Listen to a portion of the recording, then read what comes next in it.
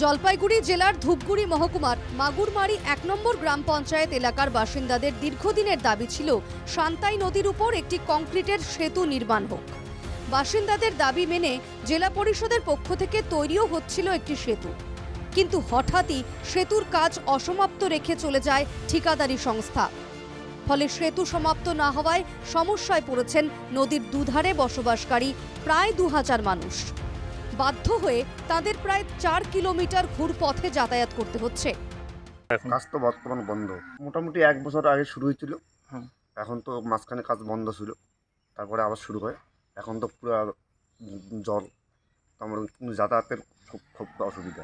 তো আমরা চাইছি সেতু তো হয়ে গেছে, এখন অনেক কাজ বাকি আছে, অনেক কিছু করেও কাজটা শুরু হচ্ছে না, শেষও হচ্ছে না, এই অবস্থায় আছে, লোকজনের অসুবিধা।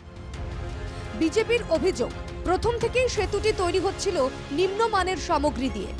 এই নিয়ে তাদের সাথে কয়েকবার বচসাও বাঁধে ঠিকাদারি সংস্থার। কিছুদিন পর সেতুর কাজ আবার শুরু করলেও তা আর শেষ পর্যন্ত গড়ায়নি। নিম্নমানের কাজের অভিযোগে গ্রামবাসী বেশ কয়েকবার সেতুটির ঠিকাদার সংস্থাকে কিন্তু আটকে দিয়েছেন, কাজও বন্ধ হয়েছে, আবার শুরু হয়ে গিয়েছে। কিন্তু আমরা দেখছি যে সেই সেতুটি কিন্তু এখনো ২০ বাউ জলে পড়ে আছে। অসমাপ্ত সেতু সমস্যার কথা স্বীকার করে নিয়েছেন জলপাইগুড়ি জেলা পরিষদের পূর্ত কর্মাধ্যক্ষ নূরজাহান বেগম। তিনি জানান, অতি শীঘ্রই এই সেতুর কাজ সমাপ্ত হবে। তবে বর্ষা বেরিয়ে গেলে পূজার সময় আমরা কাজটা যতদূর সম্ভব আমরা আবার বাকি কাজটা আমরা করব এবং জনগণের যে অসুবিধার সম্মুখীন হচ্ছেন, আশা করি আমি আগামীতে বৃষ্টির কাজ সম্পন্ন করে জনগণের যাতায়াতের সুবিধা করা হবে।